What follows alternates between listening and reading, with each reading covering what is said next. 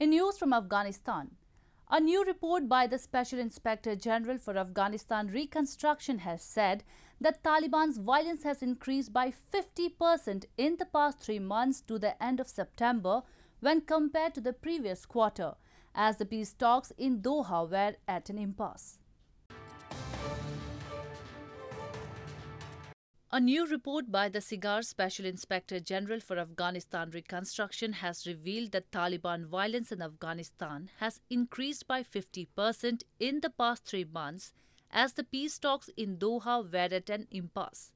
The report released on Saturday said that the Taliban violence drastically increased in Afghanistan during August, September and November. Quoting General Scott Miller, the commander of US and NATO forces in Afghanistan, the report said that continued violence has posed serious threats to the Afghan peace process. Also citing a senior official in the Pentagon, the report said that if Taliban failed to abide by its commitments in terms of fight against terrorism, the US's decision about troops withdrawal from Afghanistan will be affected. On the civilian casualties, the report said though casualties are typically high in the third quarter of any year, this quarter's high figures are notable because they occurred during an ongoing peace process and despite Taliban commitments to reduce violence.